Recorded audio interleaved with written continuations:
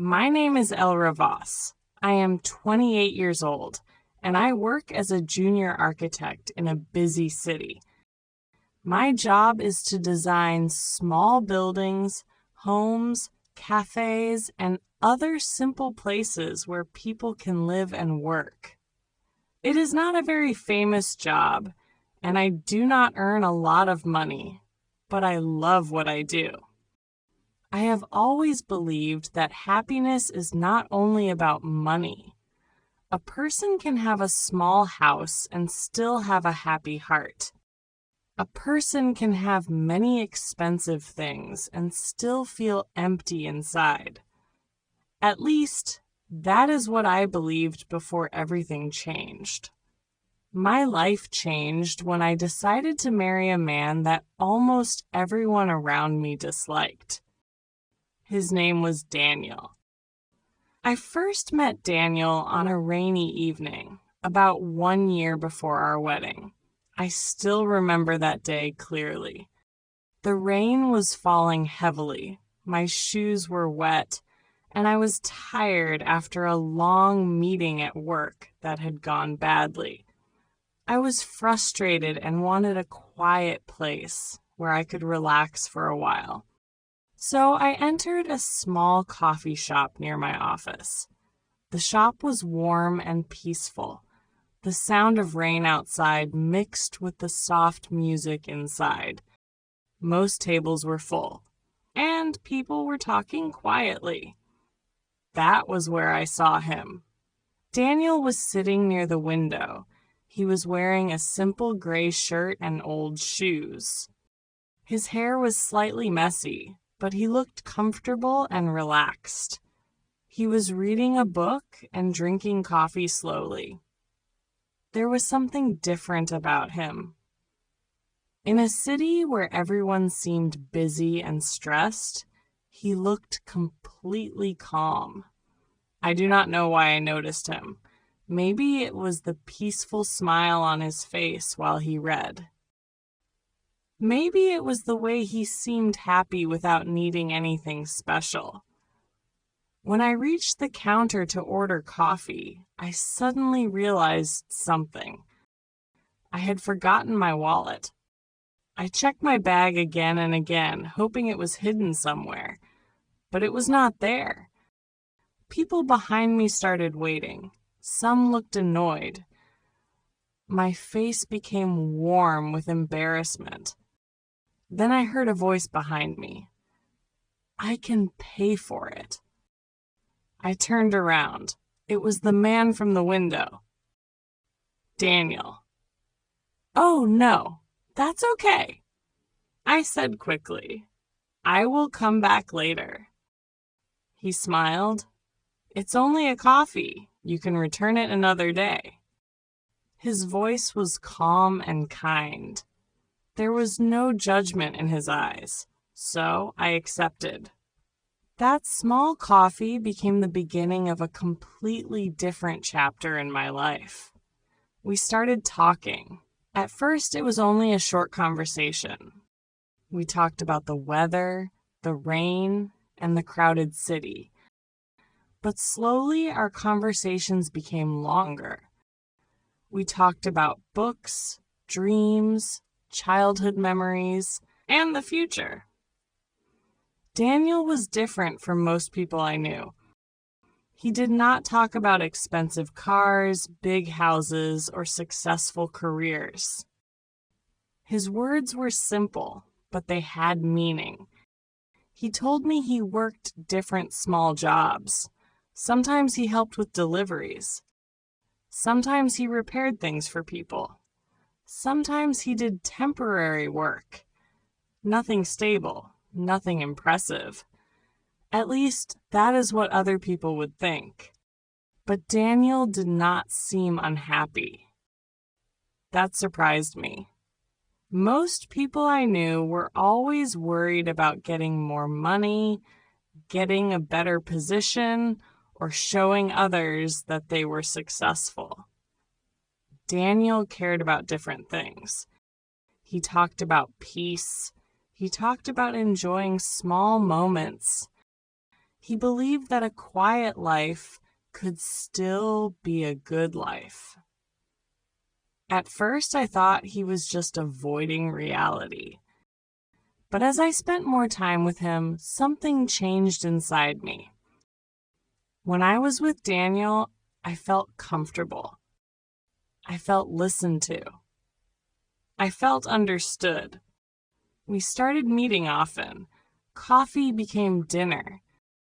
Dinner became long walks through the city. Those walks became memories. And those memories slowly became love. But not everyone was happy about my relationship. My family had many questions, especially my older sister, Leora. One evening, she looked at me seriously and said, "Elra, you worked so hard to build your career. Why would you choose someone like him?" I knew what she meant. She believed Daniel was not good enough for me. "He is kind," I replied. "He listens to me. He understands me." Leora shook her head. "Kindness does not pay bills." Her words hurt. My parents did not say much, but I could see their worry. They wanted me to be happy, but they also thought I was making a mistake. My friends were not much different. At a dinner gathering, one of them quietly asked, "Is Daniel really the best choice you have?" That question stayed in my mind for a long time. It was painful because I knew they were not trying to understand him. They had already decided who he was. But Daniel never became angry. He never argued with them. He never tried to prove that they were wrong. When I told him what people said, he simply smiled. "People usually see what they want to see," he said. I thought about those words. Why was he so calm? Why did he not defend himself? Why did he not tell everyone more about his life? The more I loved him, the more questions appeared. But my feelings became stronger. I imagined a future with him. Maybe we would not be rich. Maybe our life would be simple. But I believed we would be happy. One evening, while we were walking under the city lights, Daniel suddenly stopped. He looked serious. "Elra," he said quietly, "my life is not easy. I do not have much. If you stay with me, people may continue judging you." I looked into his eyes. "I do not care," I said. And at that moment, I truly believed it. A few weeks later, Daniel asked me to marry him. I said yes. But when I told my family about our engagement, everything became worse. Leora laughed. Not a small laugh. A shocked laugh. "You are making a huge mistake," she said. "You are giving up your future for someone who has nothing." My mother became emotional. My father stayed silent, and his silence hurt the most. Some of my friends slowly moved away from me. Some stopped calling. Some treated me like I was making a childish decision. Through everything, Daniel remained calm, almost too calm. Sometimes I looked at him and wondered, does he understand what is happening? Or is he hiding something from me? Deep inside, one question kept growing. Why does Daniel never talk about his past? And why does it feel like he knows something I do not? Our wedding day was simple, very simple. There was no large hall, no expensive decorations, and no huge celebration. We did not invite many people because we knew many of them would not come. Some people gave excuses. Some did not reply at all. But Daniel did not seem worried. He stood there waiting for me with a peaceful smile. When I saw him, I told myself, this is enough. This is love. This is my choice. And I believed it. But during the ceremony, something strange happened. While I was holding Daniel's hand and saying my vows, I noticed a man standing near the back door. He was wearing a black suit. He looked serious. He was not smiling. He was not talking to anyone. He was only watching us. At first, I ignored him. But then Daniel saw him. And for one small moment, Daniel changed. It was only for a second. His calm face became serious. His eyes looked worried. Then everything returned to normal. But I saw it. And that small moment created a strange feeling inside me. A feeling that I did not understand. After the ceremony ended, people started leaving. The room became quiet. My mother hugged me. My father shook Daniel's hand, but his face remained difficult to read. Leora did not even stay until the end. Before leaving, she looked at me and said, "I hope you know what you are doing." Those words stayed in my mind. But the man in the black suit stayed in my thoughts even more. When I looked again, he was gone. Later, when Daniel and I walked outside, I finally asked, "Daniel, who was that man near the door?"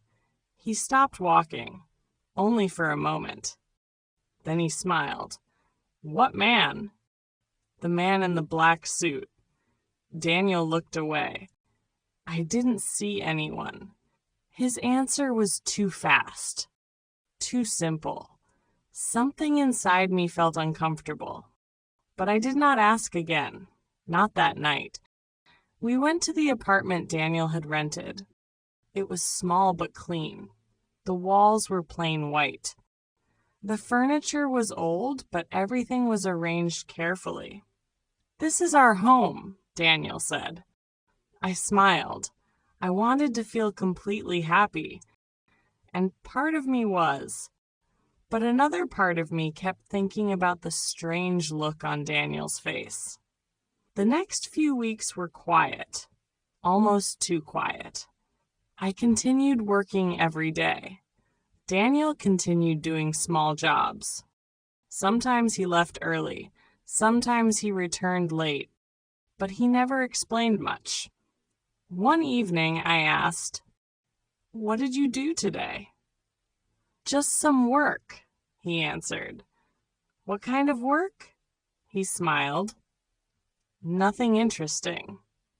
At first I accepted that answer. I told myself that some people simply do not like talking about their work. But slowly it started feeling strange. One afternoon I returned home earlier than usual. I had a headache and wanted to rest. When I opened the door, I heard voices. Daniel was talking to someone. I stopped. I did not want to listen. But then I heard his voice. "I told you," Daniel said. "Not now." His voice sounded different, serious. A second voice replied.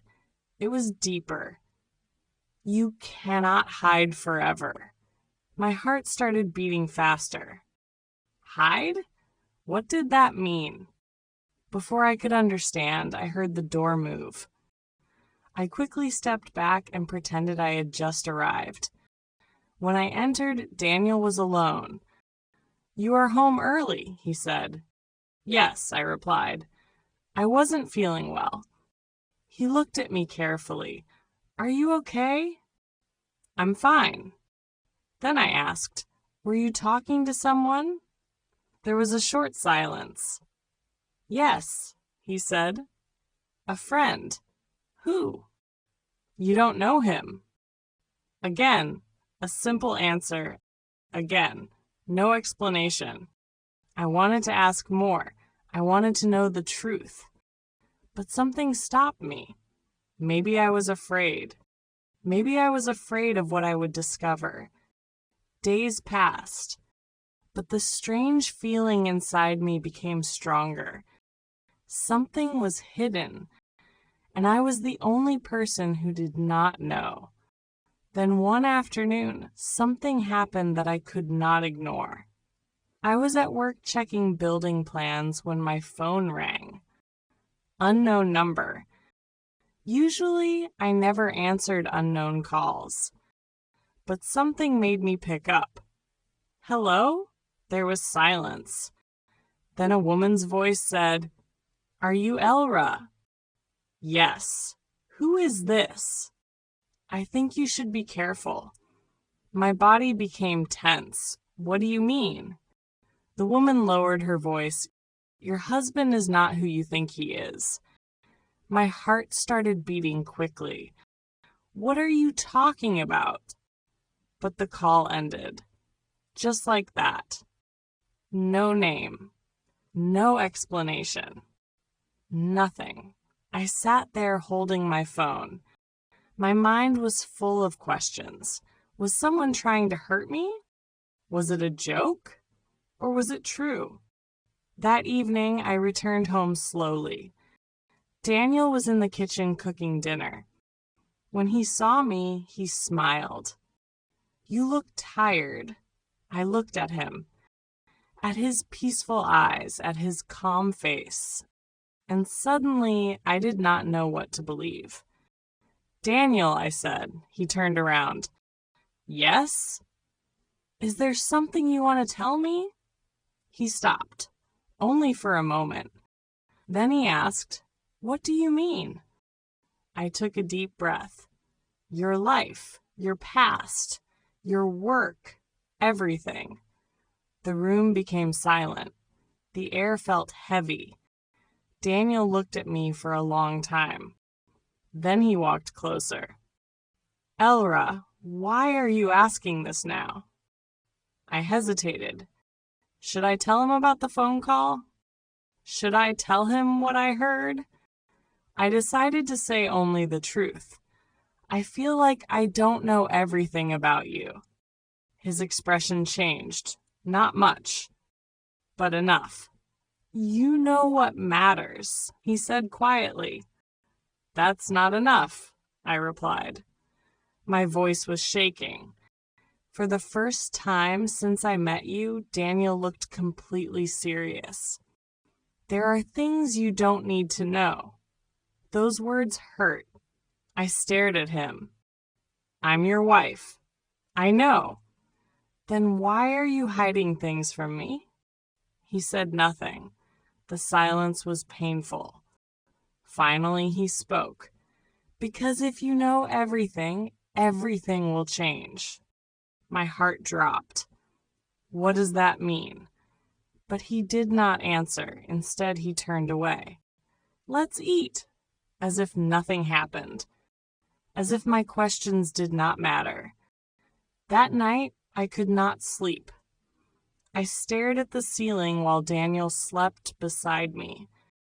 And for the first time, I felt scared. Not because of money, not because of my family, but because I realized something.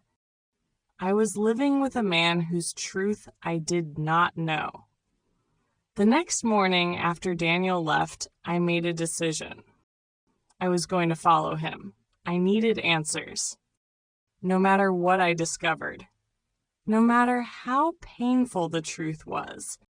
Because deep inside, I already knew something. The truth about Daniel was much bigger than I imagined. The next morning felt different. The apartment looked the same. The walls were the same. The small table near the window was still there. The coffee cup Daniel always used was still on the kitchen counter. But everything felt different. I watched him prepare for work. He wore his usual simple clothes. Nothing expensive, nothing special. His face was calm. His movements were normal. If I did not know what happened the night before, I would think everything was perfectly fine. But now I was looking at him differently. I was searching for answers. "I will come home late today," Daniel said while putting on his shoes. "Okay," I replied. I tried to sound normal. He looked at me for a moment. It felt like he wanted to say something. Maybe he wanted to explain. Maybe he wanted to tell me the truth. But he said nothing. He opened the door. Then he left. The moment the door closed, my heart started beating faster. This was the moment. I waited for a few minutes. Then I grabbed my coat and followed him. I kept a safe distance. I did not want him to see me. My hands were slightly shaking, but I continued walking.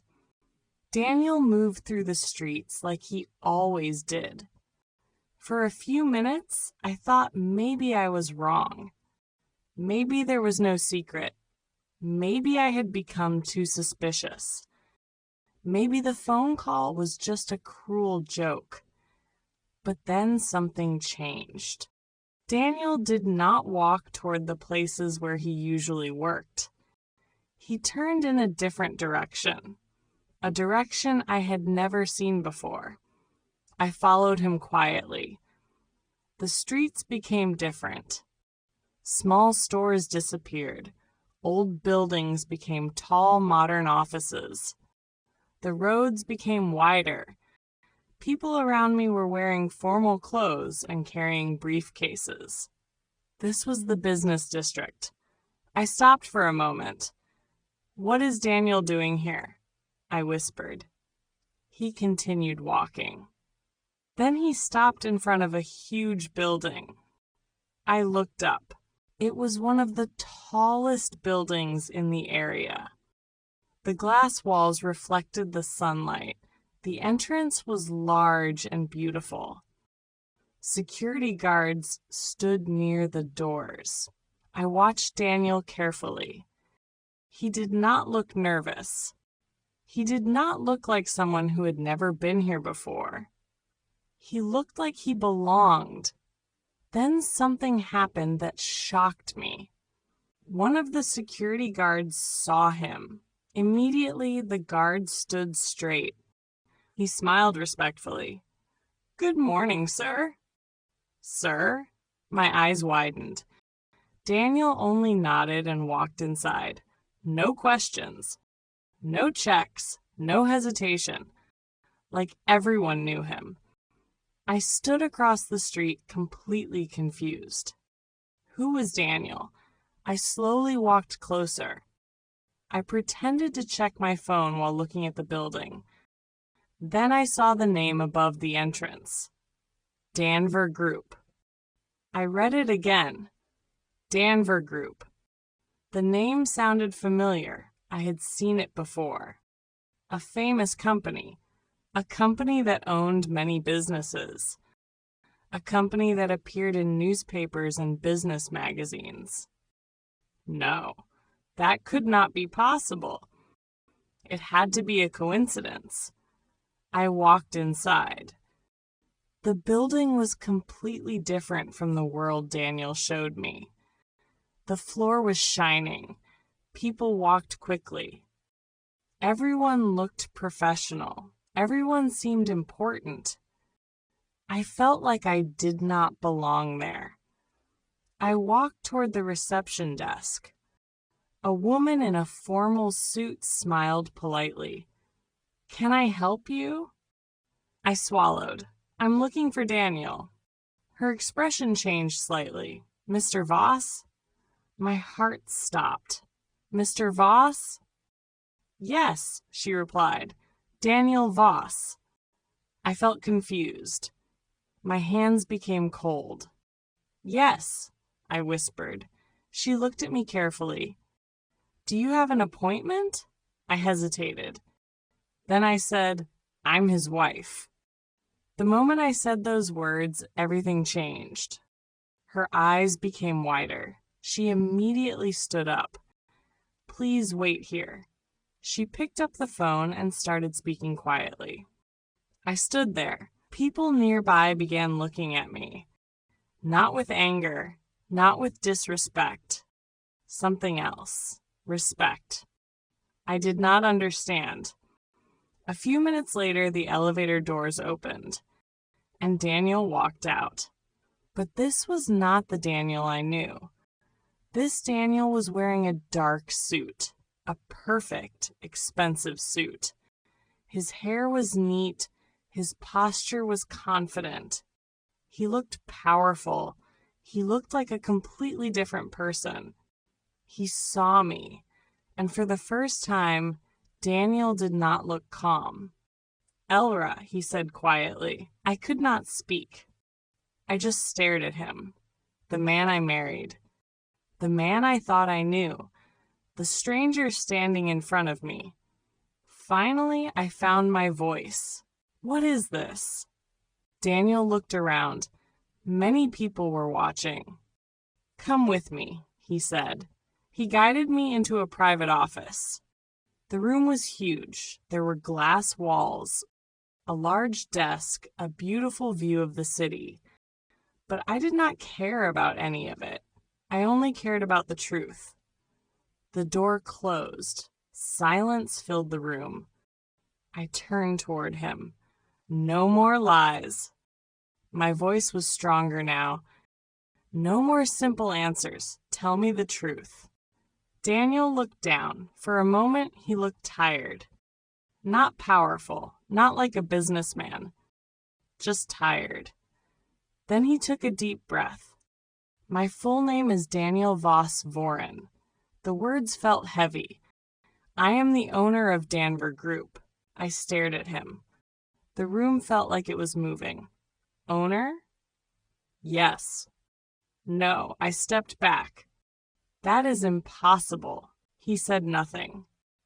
"You told me you did small jobs," I continued. "You told me you had nothing." Daniel looked at me. I said what I needed to say. His answer hurt. "Why?" My voice became louder. "Why would you hide something like this from me?" He was silent for a moment. Then he answered, "Because I needed to know the truth." "The truth about what?" "About people."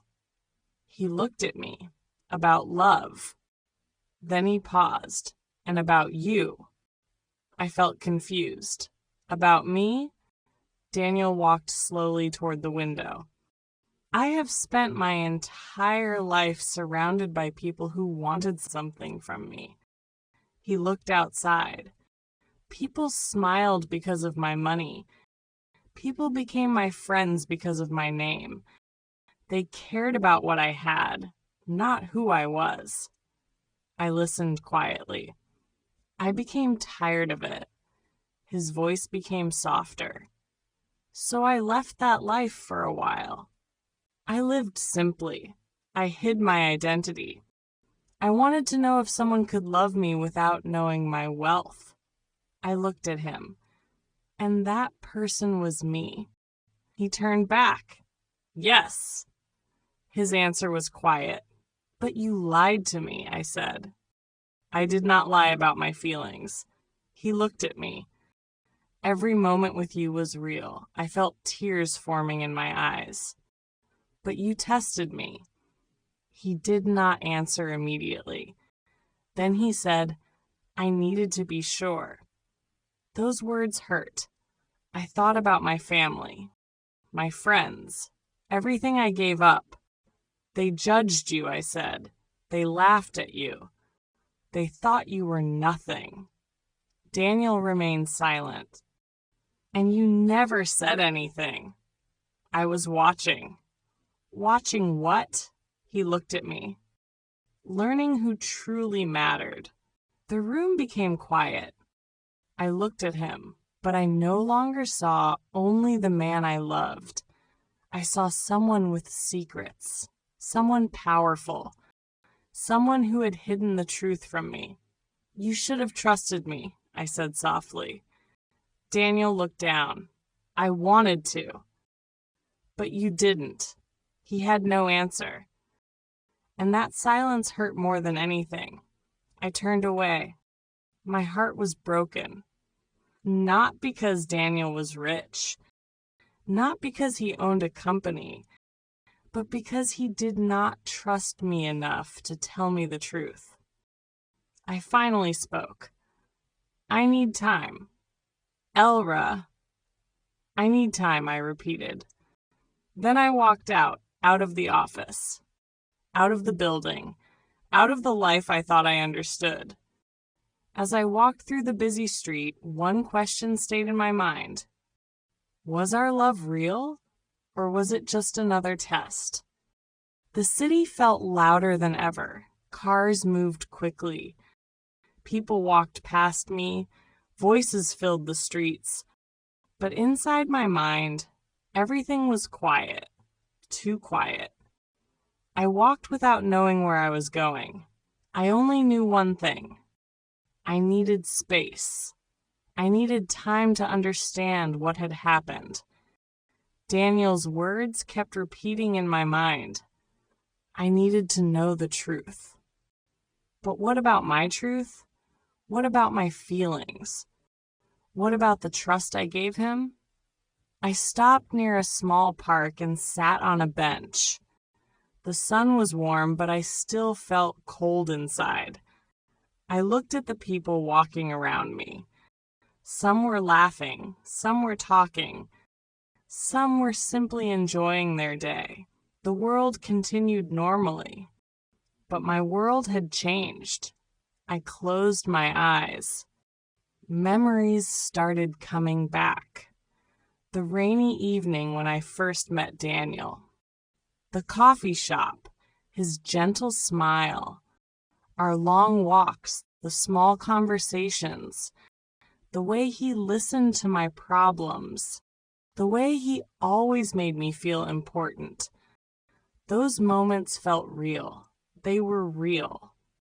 I knew that. But the secret changed everything. A person can tell the truth about their feelings and still hide an important part of themselves. And that was what hurt the most. I stayed there for a long time, thinking, remembering, trying to understand. Finally, I made a decision. I needed to hear everything, not a small part, not half the truth, everything. That evening, I returned to the Danver Group building. This time, I was not confused. I was not afraid. I walked inside with a clear mind. People looked at me again, but now I understood why. I was not just a visitor. I was Daniel's wife. I went directly to the elevator. A receptionist tried to stop me politely. "Do you have an appointment?" I looked at her. "I need to see Daniel." She hesitated, then she nodded. A few minutes later, I was standing outside his office. I opened the door. Daniel was near the window, looking at the city, as if he had been waiting. When he saw me, his expression changed. "Elra, I'm not here to fight," I said. "I'm here to understand." He looked at me quietly. Then he nodded. "Okay." We sat down, and this time Daniel did not hide anything. "I was born into this company," he began. "My father created Danver Group." He paused. He was successful, powerful, respected. Daniel looked down, but he was not a warm person. I listened carefully. "When I was young, I learned something very quickly." He looked at me. "People treat you differently when they know you have power." His voice was calm, but they do not always see you. They see your money. They see your name. They see what you can give them. I understood what he meant. "My friends were not always real," he continued. "Many people wanted to be close to me because of my family. Even relationships felt like agreements. He took a breath. I became tired. So I left. You left everything? Yes. I wanted to know what normal life felt like. I wanted to meet people who did not know my name. I stayed quiet, and then I met you, he said. His eyes met mine. For the first time, someone treated me like a normal person. I felt something inside me change, because I remembered. I never cared about his money. I never asked about his status. I liked him because of who he was, but there was still a question. You still didn't trust me, I said. Daniel looked down. I was afraid. Afraid of what? That everything would change. He looked at me. If I told you the truth too soon, I was afraid you would see me differently. I shook my head. But you made the choice for me. He stayed silent. You decided what I could handle. You decided what I should know. My voice became emotional. And that hurt. Daniel nodded slowly. I know. No, I said. I don't think you understand. I looked at him. I gave up my family's approval. I lost friendships. I defended you when everyone told me I was making a mistake. My eyes filled with tears, and all that time, you knew the truth. Daniel looked deeply sorry. I know I hurt you. I looked away. I don't know if I can forgive that quickly. I'm not asking you to forget, he replied. I'm asking you to let me fix what I damaged. The room became quiet, but this silence was different. It was not full of anger. It was full of honesty. I took a deep breath. This cannot go back to how it was. I know. Things must change. They will. No more secrets. Daniel looked at me. No more secrets. For the first time since discovering the truth, I felt something small. Not happiness, not complete trust, but peace. A beginning. A chance. I stood up. I'm not leaving. Daniel looked surprised. But I'm not pretending everything is fine. He nodded. That is fair. And for the first time, I saw Daniel differently. Not as a poor man. Not as a rich man. Just as a person. A person who had fears. A person who made mistakes. A person who needed to learn. Months passed. Slowly, things began to change. Daniel became more open. He told me about his work, his responsibilities, his past, his worries, his dreams. He stopped hiding behind silence, and I started learning about his world, the company, the people around him, the life he had left behind. It was not easy. Sometimes I remembered his lie. Sometimes trust felt difficult.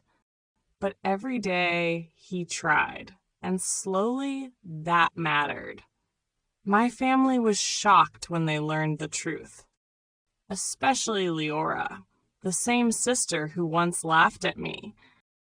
The same person who said Daniel had nothing. Now she saw him differently, but something inside me had changed. I no longer needed everyone's approval. I understood something important. Love is not about money. It is not about status. It is not about proving others wrong. Love needs honesty and trust. And trust takes time to rebuild. Today, when I look at Daniel, I do not see a poor man. I do not see a wealthy businessman. I see someone human, someone who made mistakes, someone who learned. And maybe that is what real love means. Not a perfect story, not a life without problems, but two people choosing to understand each other, choosing to grow, choosing to be honest,